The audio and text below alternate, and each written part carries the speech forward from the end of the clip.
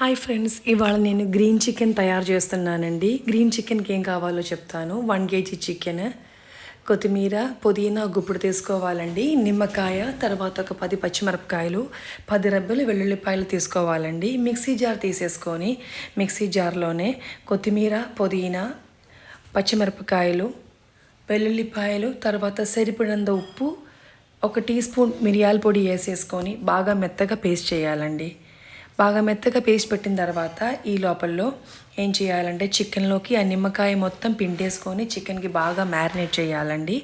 Marinate చేసిన చికెన్లోనే ఇప్పుడు మనం తయారు చేసిన మిశ్రమంని కలిపేసుకొని బాగా మెత్తగా మంచిగా అన్ని ముక్కలకి అన్ని పీసుల్లోకి బాగా పట్టేటట్టు బాగా మ్యారినేట్ చేయాలండి.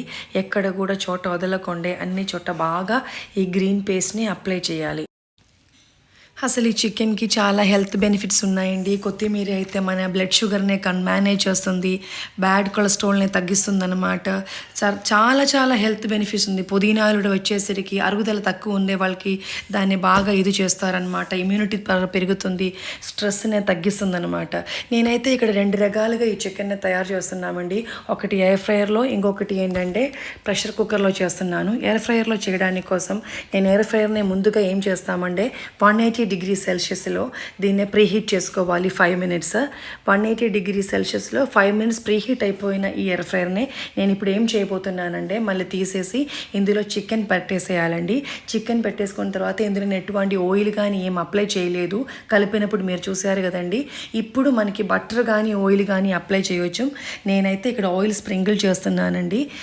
మీ దగ్గర బటర్ ఉందైతే అది వేసుకోవచ్చు. బట్టరే ది బెస్ట్ ఆప్షన్ అనమాట.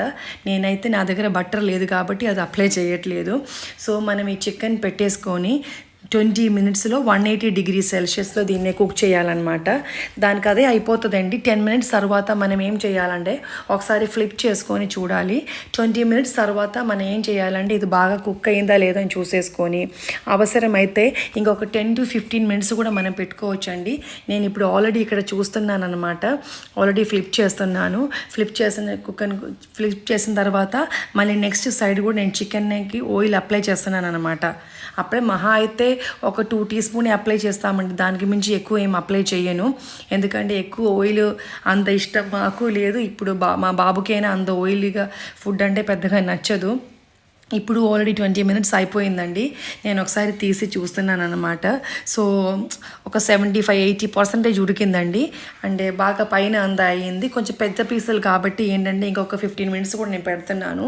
మీరైతే చిన్న పీసులు కొట్టించుకొని అయినా వేసుకోవచ్చండి. నా దగ్గర పెద్ద పీసులు ఉన్నాయి కాబట్టి అది పెట్టాను అనమాట. మీన్వైల్ నేను ఇప్పుడు ప్రెషర్ కుక్కర్లో కూడా ఎలా చేయబోతున్నా అనేది మీకు చూపిస్తామండి. ప్రెషర్ కుక్కర్లో కూడా ఏంటంటే ఏం లేదండి. నేను ప్రెషర్ కుక్కర్ అక్కడ పెట్టేసేసుకొని అందులో ఒక 2 టీ స్పూన్ ఆయిల్ వేసేసుకొని ఈ చికెన్ ముక్క అక్కడ పెట్టేసుకొని లో ఫ్లేమ్లో ఒక 3 విజిల్ కొట్టిస్తామండి. కొట్టించి తర్వాత మనకి ఆవిరి వచ్చేదాకా మనం వెయిట్ చేయాలి. కుక్కర్ది ప్రెషర్ రిలీజ్ అయ్యేదాకా మనం వెయిట్ చేయాలండి. ఇప్పుడు మీరు చూసారు కదండి, ఎయిర్ ఫ్రై నుంచి నేను తీసి చూస్తే అది ఆల్రెడీ మంచి రెడీగా అయిపోయింది. నాకైతే డ్రైడ్గానే ఇష్టం అండి తినడానికి. మా బాబుకి అయితే జ్యూసీగానే ఇష్టం. సో ఆల్రెడీ చికెన్ నుంచి వచ్చిన ఈ నీరు మొత్తం ఎంగిపోయిన తర్వాత అప్పుడు మనం ఏంటంటే దీన్ని మనకి ఒక ప్లేట్లోకి సర్వ్ చేద్దామండి. ఇది చపాతీకి, పుల్కాలోకి, ఈవినింగ్ ఎవరైనా ఫుడ్ డిన్నర్ స్కిప్ చేసుకొని ప్రోటీన్ డైట్ కింద తీసుకోవాలంటే చాలా మంచిదండి. మన గ్రీన్ చికెన్ రెసిపీ రెడీ అయిపోయిందండి. మనం హ్యాబిట్ తినొచ్చండి. మీరు టేస్ట్ చేసి చెప్పండి ఎలాగుందండి. Thank you.